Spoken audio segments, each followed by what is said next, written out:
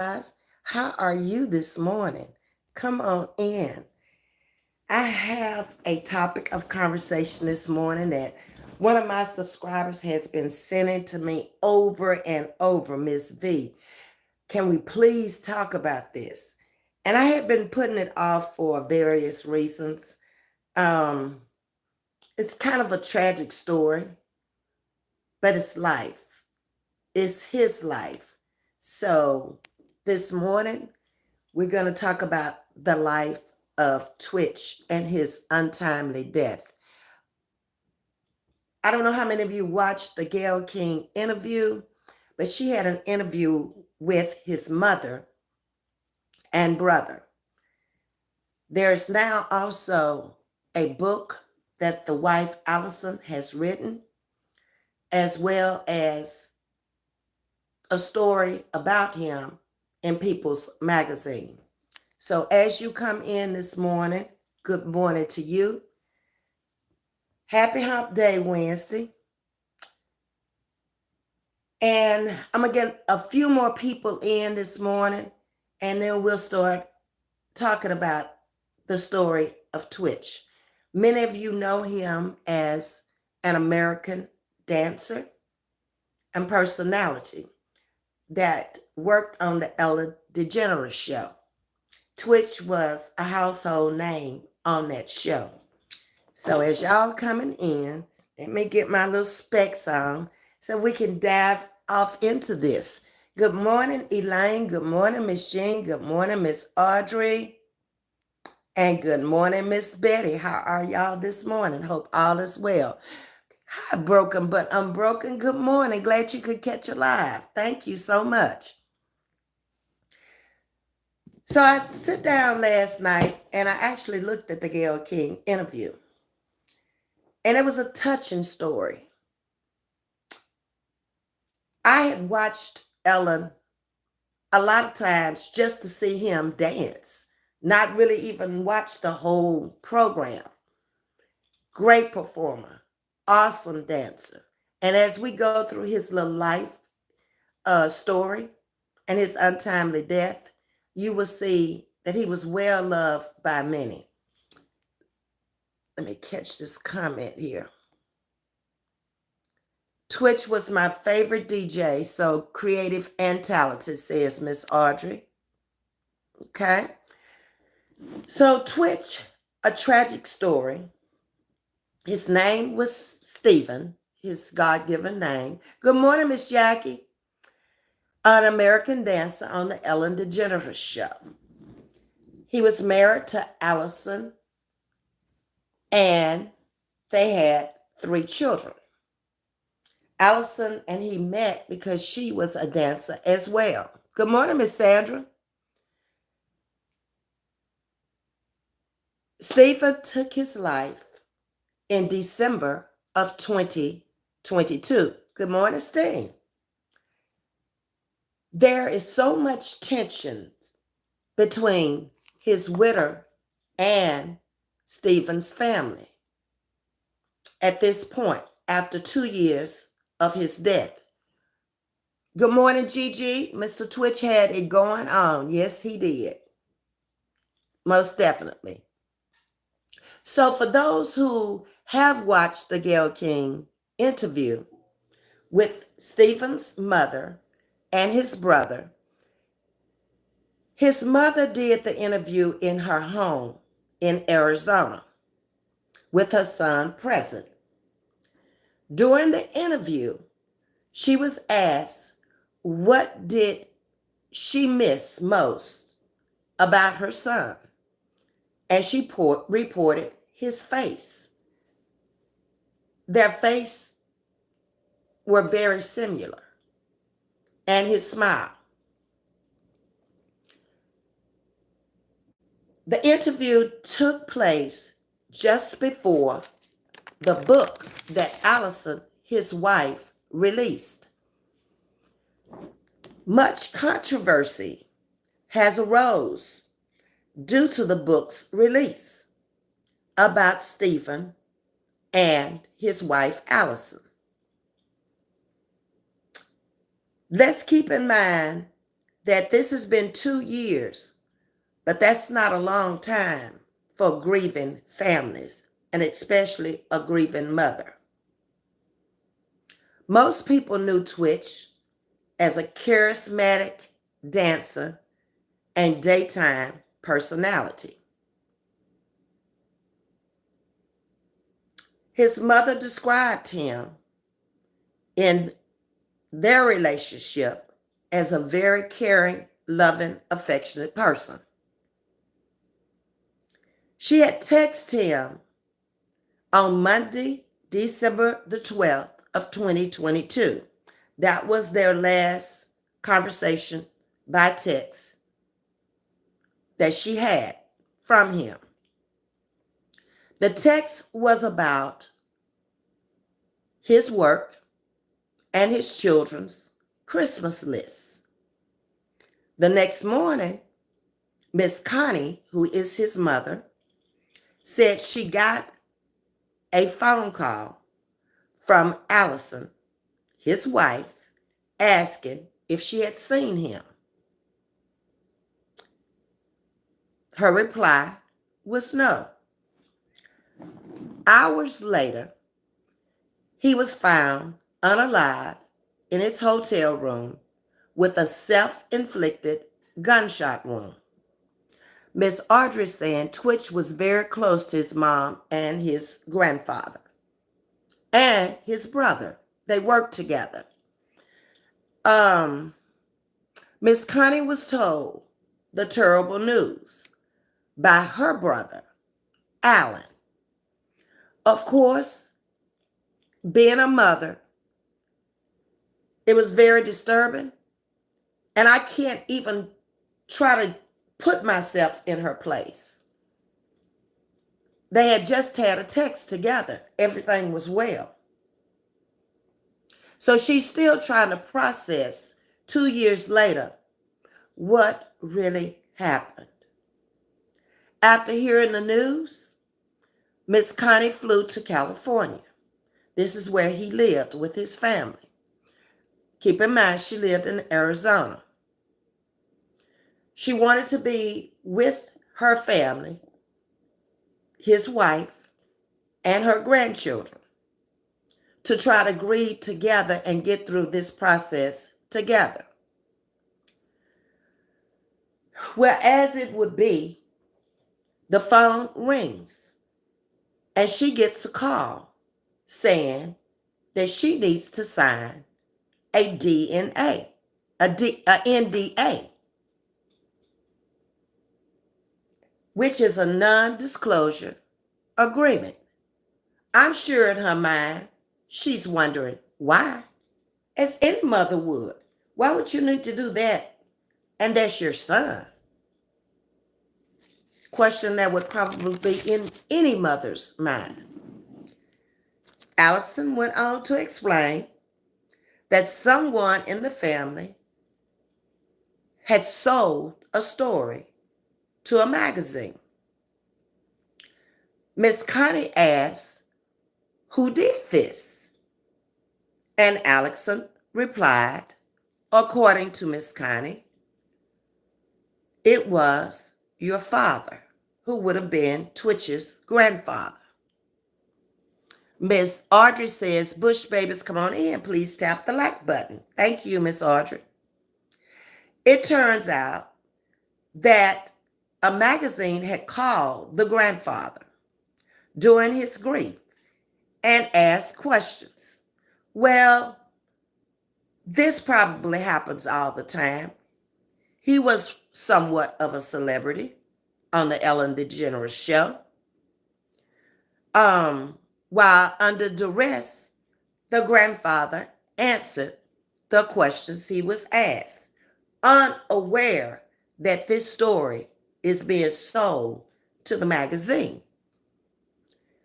At that point is when they were asked to sign a disclosure. And that is when all of the friction began. And everything goes south from that point on.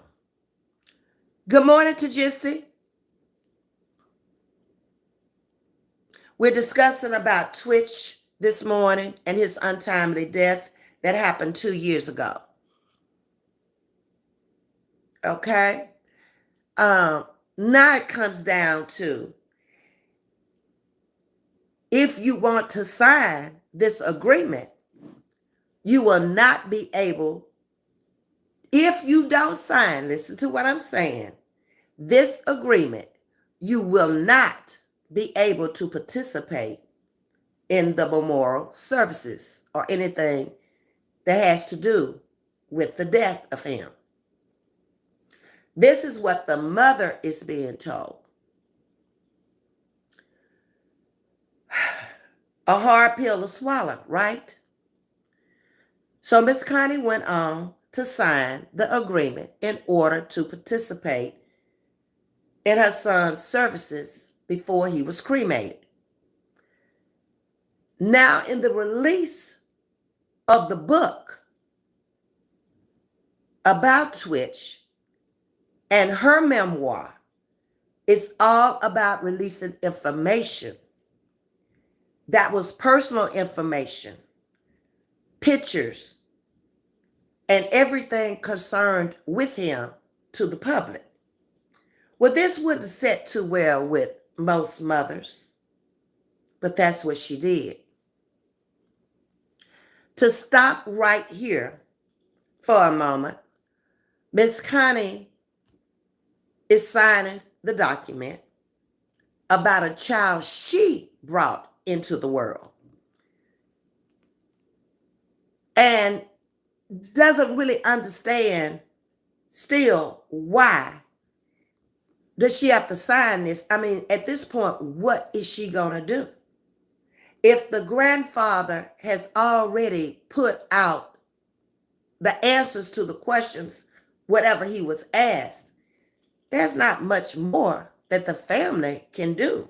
And he did this without knowledge of what was going to take place later.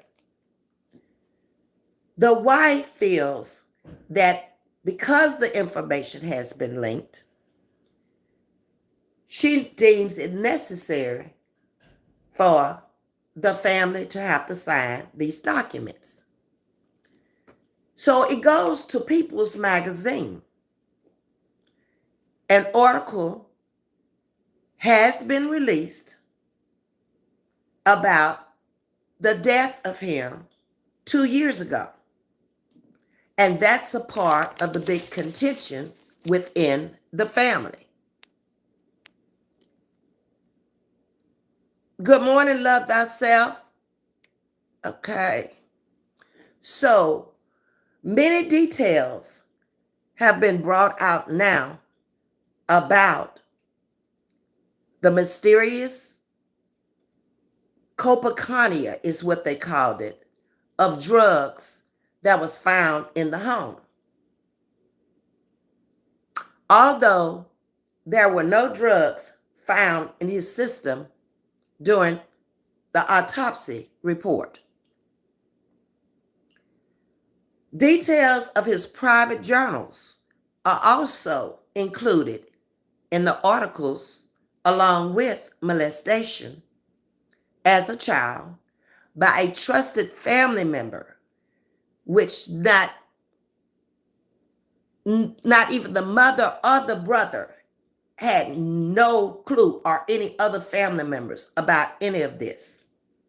This was something supposedly that came from his journal that he had written. More mysterious questions coming to their mind, not knowing any of this. The mother at this point is devastated because she knew none of it. She feels that that was his story, and that was his story to tell. And if she had not told him before he passed, why bring it up now? Good morning, Muhammad.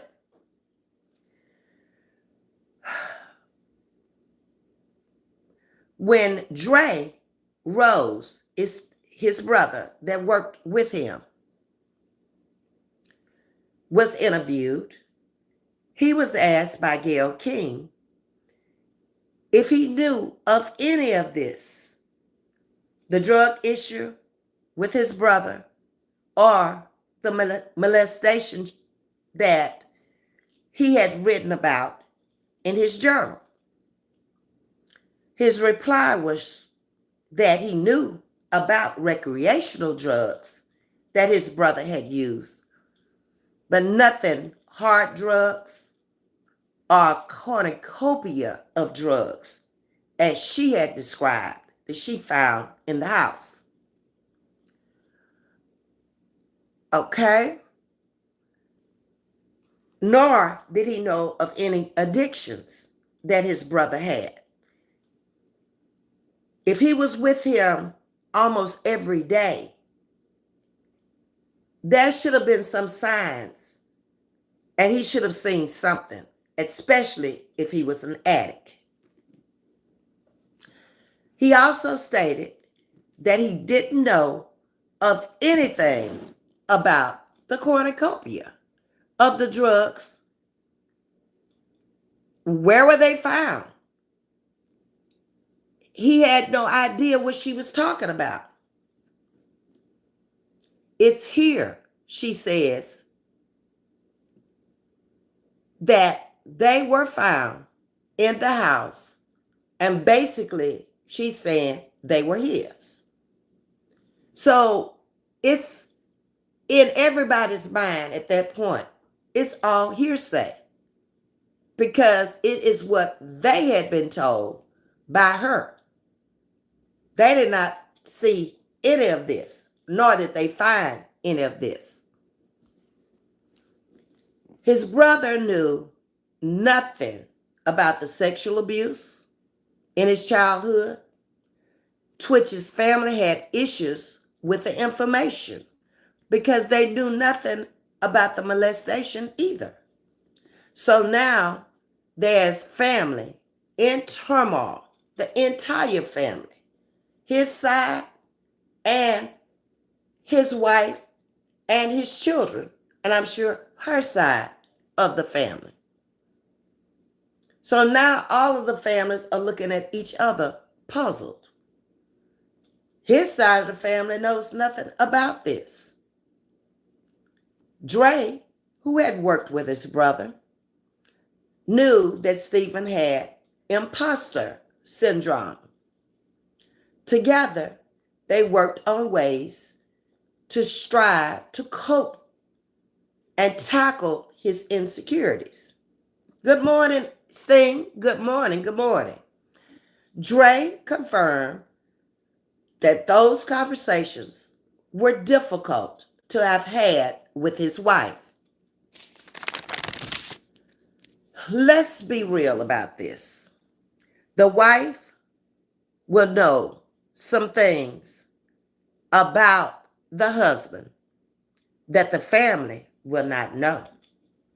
And the family will know some things about their loved one that the wife will not know if they've never sit down and they've never discussed it, and he never discussed it before.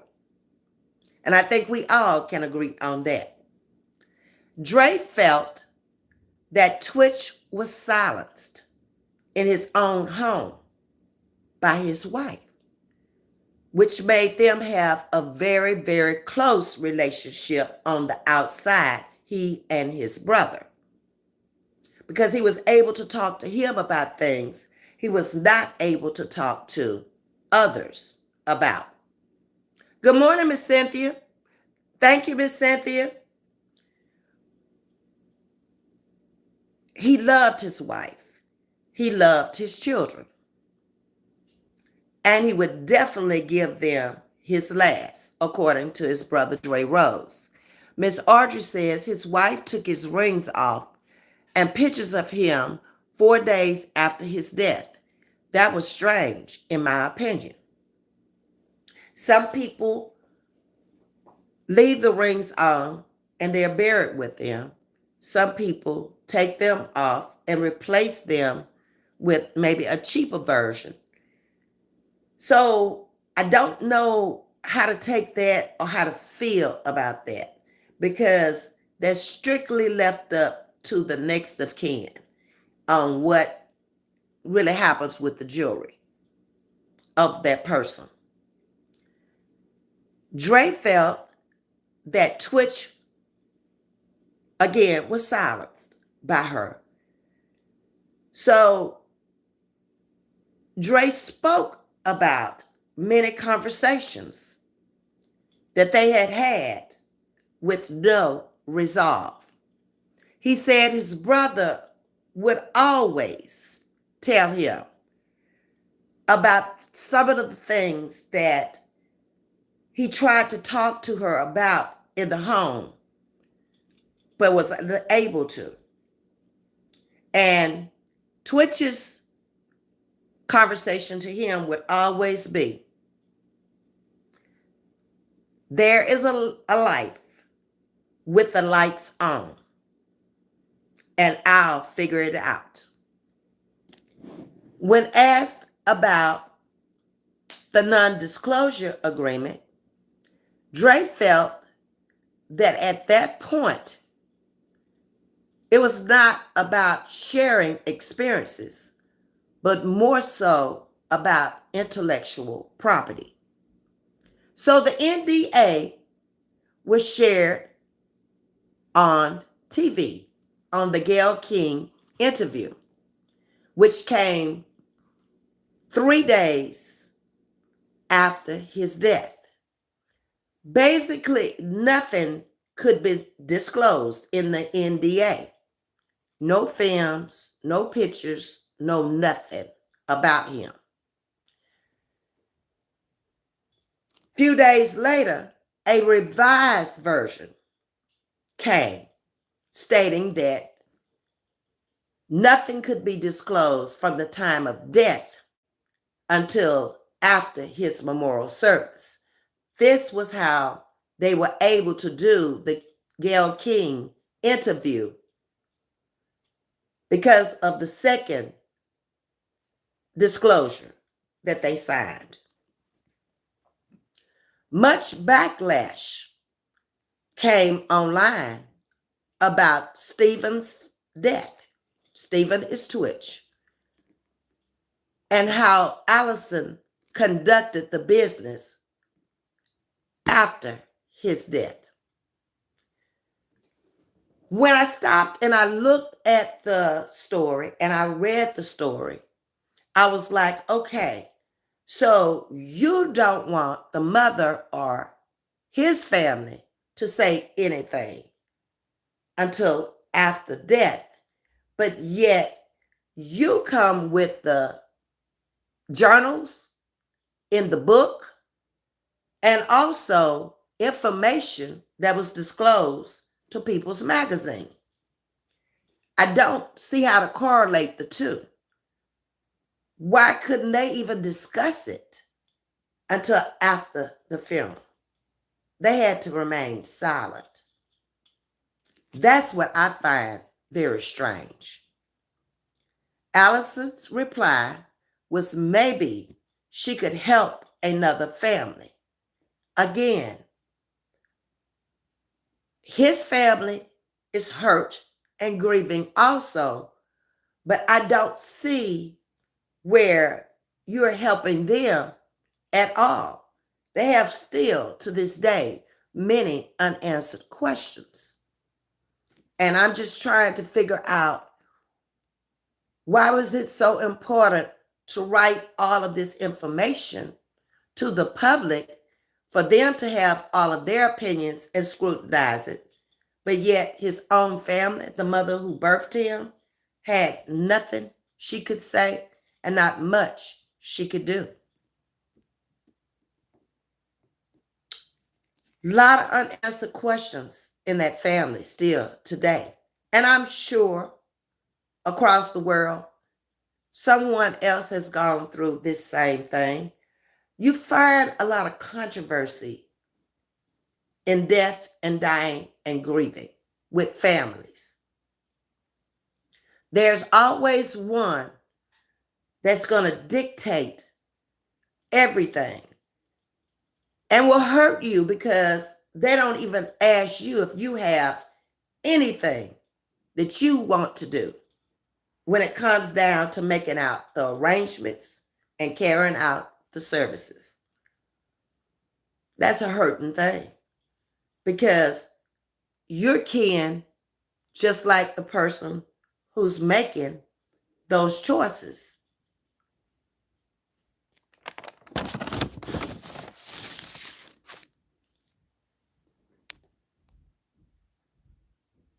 Let me get down. I'm trying not to miss anybody. Good morning, Carlos. Every year and a half, every year and a half from the death of Twitch, Allison now has her new man. I've not done anything but looked at the Gayle King story. So I don't have any comments about that whatsoever, Miss Audrey, to even have anything to say one way or the other. I can only say that people grieve differently. It can take some people a long time, where others can move on pretty quickly and go on with their life. That's not to say that they're not even grieving inwardly, because they may be, for all we know. And I don't know enough about their personal relationship to know if this is what he would have wanted for her to move on. It's a hard thing to even talk about. Good morning, listen to Lucia. How are you? When you're talking about making arrangements of a loved one, the grief that you're going through at that time, and the after arrangements.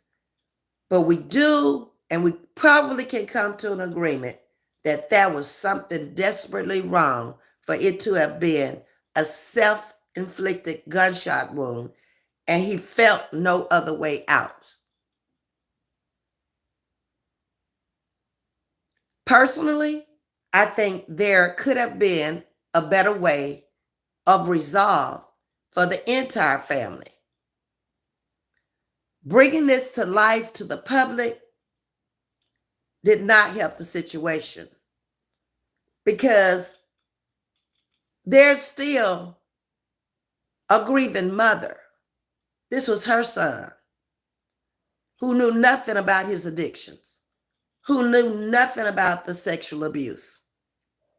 So instead of bringing it out publicly, why not have sit down and talked about it privately and come to a decision between the two of you of whether you really want this to be public or not? Too late now. It's out there in her book as well as in People's Magazine. The brother was truly upset behind it because he felt like she exploited his life in what she wanted to make it. Allison, who is Twitch's wife, Twitch, who used to be on the Ellen DeGeneres show, his wife has a book out there now. I didn't stop to get the name of the book, Lucille, but there is a book that she has written and put his journal, as well as pictures, videos, everything about him is told in that book.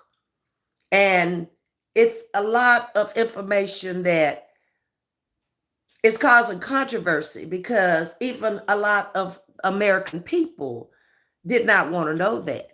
They only wanted to know him as this great dancer and personality that played on the Ellen DeGeneres show. Keep in mind, he has 3 small children also.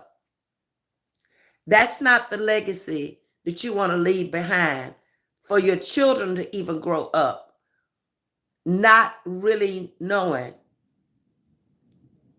is it true? Is it not true? Are you saying this because perhaps maybe y'all had some problems in the home? We will probably never know the truth about the whole thing. You only know what she has put out there and what he had in his journals.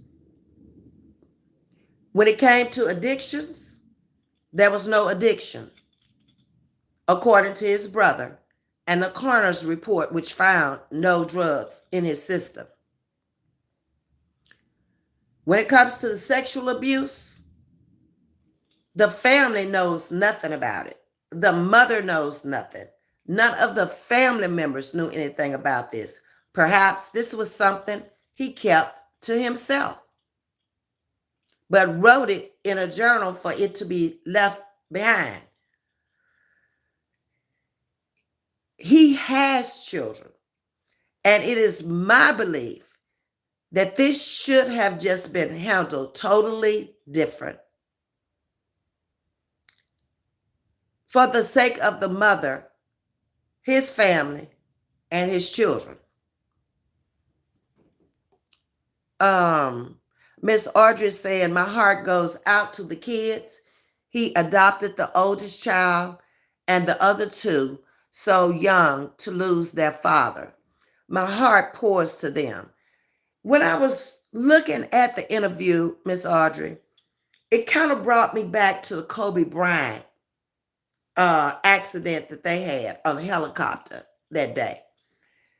And when it came down to the families again,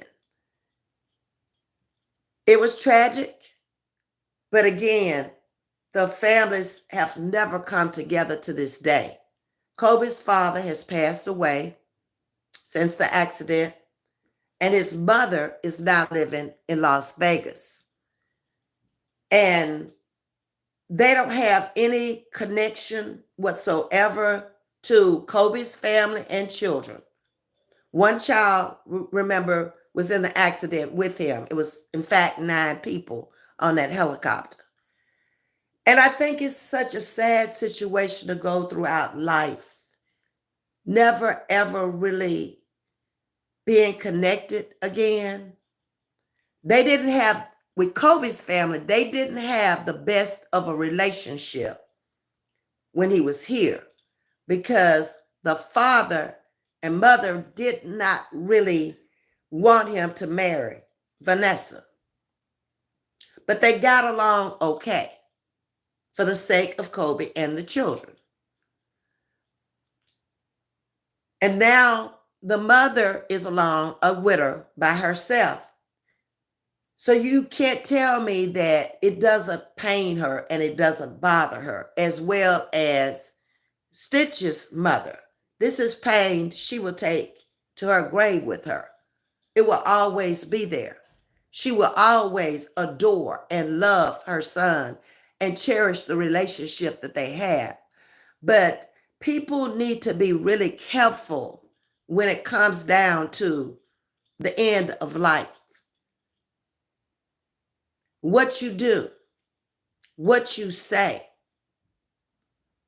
and how you treat the next of kin. That's very important, especially when small children or children, period, are involved.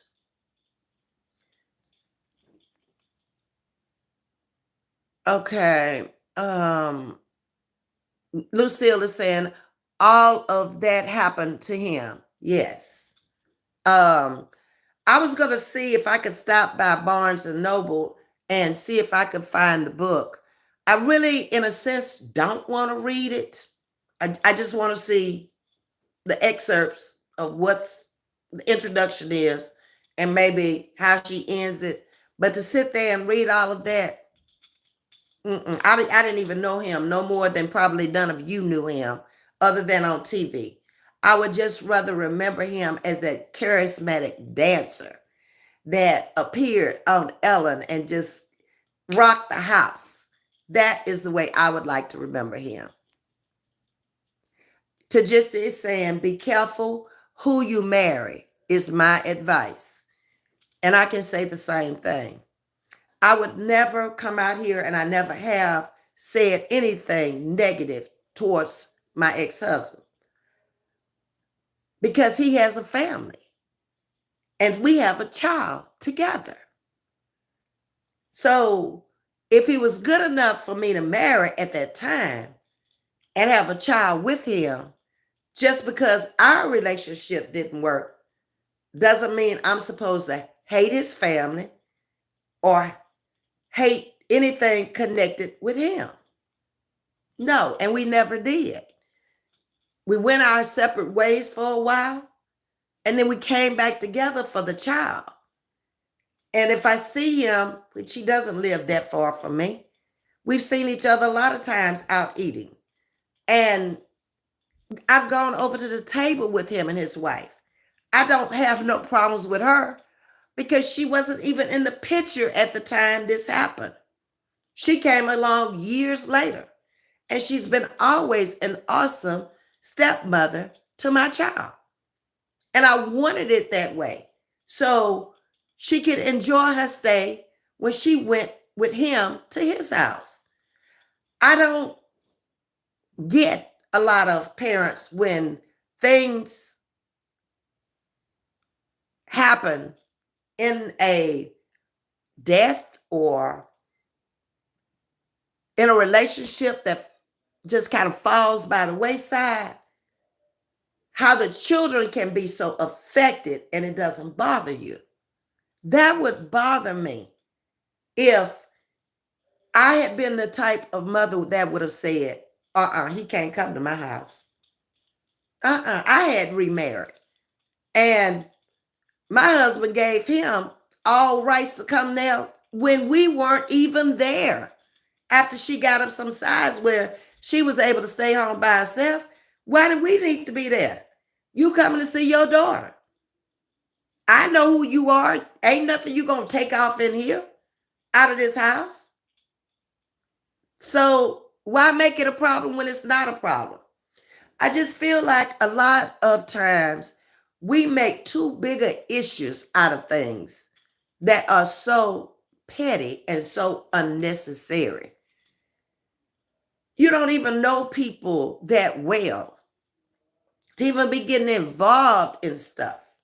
So now you've put it out there to the world where everybody can now have an opinion of him. He can't even defend himself. He's gone. That makes no sense to me. My Story of Love, Loss, and Embracing the Light is the name of her book, Ms.V. Okay, there it is, Lucille.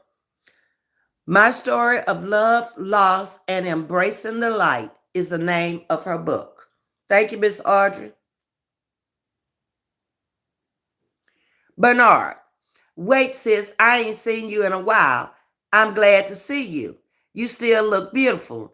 These younger women still doesn't have nothing on you. How was your Christmas? Well, Bernard, I've been here almost every day. So for me to wait, talk about you ain't seen me, it's because you have not come onto the channel. Christmas was great, and I'm looking forward to a birthday next week. So everything is good. Welcome back. Okay, Ellen also was very heartbroken from his death. I'm sure. They were friends. They were co-workers as well as friends. She hired him on her show. Ellen was a dancer. She loved to dance as well. And however they met as dancers, she hired him to bring the entertainment to her show, and that he did.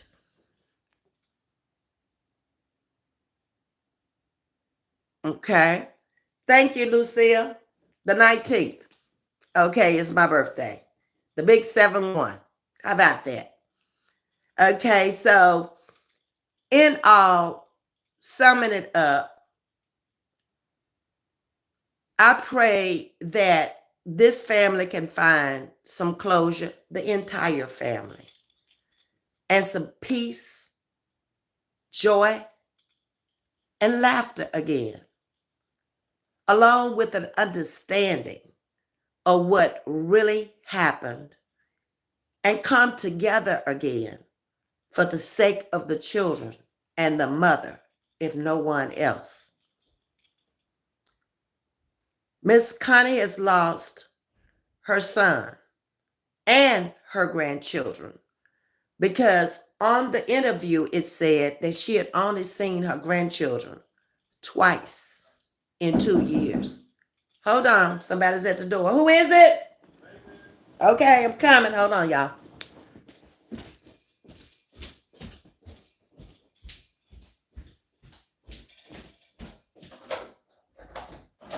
Good morning. We come here to do the fire inspection. Okay. How are you, my friend? Good morning, friend. How you doing? I thought you were gone. I hadn't seen you in so long. No, back and forth, back and forth. Okay, I'm on the live. Go ahead, do what you gotta do. Thank you, sweetie. Okay.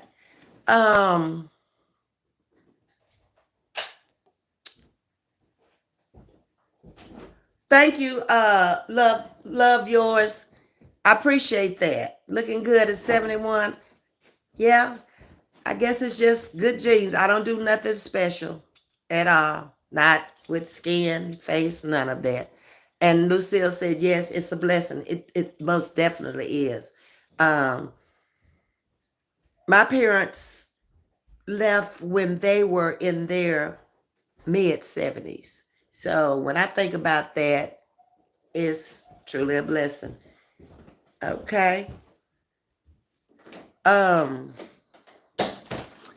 Not doing anything special. It's different as you age and you start going through birthdays in your older age. You just want to be here. I haven't planned anything. I'm really not looking forward to doing nothing big. Whereas back in the day. Thank you, sweetie. Okay, y'all have a good day.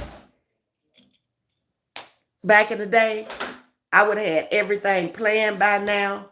I started to give myself a party, and then I was like, man, I don't even want to be involved, and I don't want to even be around all those people. A lot of people, as you age, have already gone to their demise, so you don't have the same people in your life anymore. It's a different life. It certainly is. If you ever will find yourself, you will find yourself in your old age. You will. And you'll find that people tend to disconnect with people because they don't want to be involved. They want peace. They want happiness. They want joy in their life. And every little thing that you say or do these days can be scrutinized to be way more than what it really is. When I wake up in the morning, I have my day pretty much planned, what I'm going to do, who I'm going to be with, how I'm going to do it, and who I'm going to be involved with, I don't know. Because I'm going to just take care of what I got to do. Who I might run into, I don't know. But I thank God I have the time now to basically do what I want to do. If I want to go to work today, I could have gone to work today. If I don't want to work today, I don't have to. So I basically do what I want to do with my life and involve myself with the people I want to be with. And come out here on my YouTube channel. And I've even made some changes with that.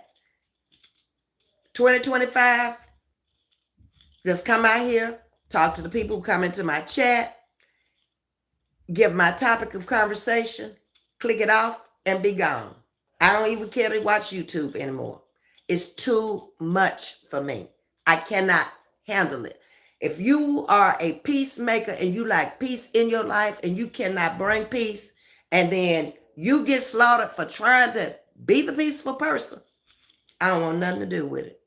To just as saying we should listen to music the time you were born on your birthday, Queen. What do you say? I got to go back and find the music. I don't know what even was playing the day I was born. I'd have to Google that and look it up. But most probably, I wouldn't think there's going to be too many Black artists unless it might have been Fats Domino. Who would have been around in the 50s? Maybe Chubby, now Chubby Checker probably came in the 60s. You're going to really make me go back and take a look at that.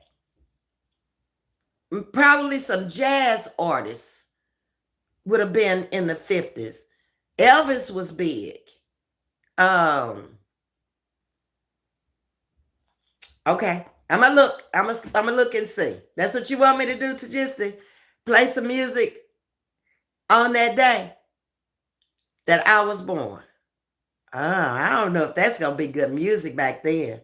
I need my grandfather here now because he listened to music all the time. As he aged, he lost his sight. And he loved music always. And I may have gotten that from him. I love music. But I can remember him sitting in his room.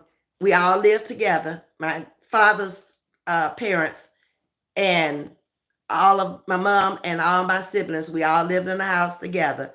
And I can remember him sitting in that rocking chair with that radio on, listening to Elvis and bopping that head up and down. Mm-hmm. Yep. So that's a thought. Miss Margaret has said we were going out to eat also. So that's fine. Like I say, it really doesn't matter to me.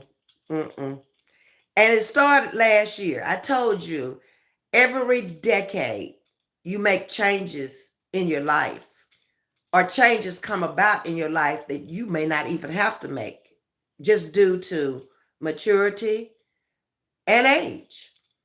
And when you don't see that in people, I tend to stray away from them. I'm like, you 50 years old, you doing that. You 60 years old, you saying that, you doing that. I just become silent. I've always been a grand talker, could meet and energize with anybody. I'm not finding that so much anymore because I don't want to. I like being alone now. It took me a long time to get here because all my life I had been around people in the home. This is the first time in my life I've ever been alone. It was a big adjustment coming from my mom's home, people, going to college, people, roommates, on the job, people, married, people, a child, having children in the house, people. Everywhere I went, people. But I can keep going and keep going. It's just been people. And after the death of my husband, it was hard. I came back to people because that's all I knew. So I came back with Sissy and I stayed with her a little while. Then I went on to my place. And then her daughter came over, my niece, and stayed with me a while when I first came out here. And then she moved on and got her place. That was when I learned to live alone with me, entertain me, find peace and happiness within my life. And I don't let too many people upset that peace and that happiness that I found in my life alone by myself. If I choose to want to be around people, that's different. But I'm content most of the time by my lonesome self. In fact, there are days that Sissy will call over here and where you been? What you been doing? Because I've never been one to tell people where I'm going and what I'm doing. If I got an invitation and I want to go to it, get myself together and I go. That's what I do. And she's becoming more overprotective of me as I age now. So if she don't call, her husband, Chocolate, is calling. Or they stopping by here. And half the time when they stop by here, I ain't nowhere to be found. You're going to learn to call first. Because I might be aging, but I still do the same things I've always done, other than I don't travel as much anymore. And I don't go to as many events that I used to go to. Just don't care to do it. Sticky, I am doing fine. And you? BB King would have been around in the 50s. Okay. Him and Lucille, the guitar. Okay. Because I was going to have to look it up because I don't remember. I mean, I'm a little girl. 1950? No, I came in 54. My birthday is February 19th, 1954. 1950, I wasn't here. So I got to look up 1954. Elaine says Chuck Berry. Okay. Ms.V, your gift probably comes today or tomorrow. Okay, Miss Sandra, I will check it because I do have to go out today. So I'll check the P.O. box when I go downstairs. Thank you again. I appreciate you. Okay. Hey, love my knots. How you doing? I haven't been able to wear my knots too much lately because the last time I tried to wear them, the braids make them slip back on my head and I'm constantly pulling them down. So either I got to get a different hairdo the next time where I can remember I got my knots when I don't want to do my hair. I got to do something different. That's all I can say. But I do appreciate you for sending me those knots. I was advertising them for her on my channel, but due to the hairstyles, I haven't been able to advertise them too much. But don't think I just forgot them and I don't like them. No, ma'am. I got a whole container full of them in my closet in there.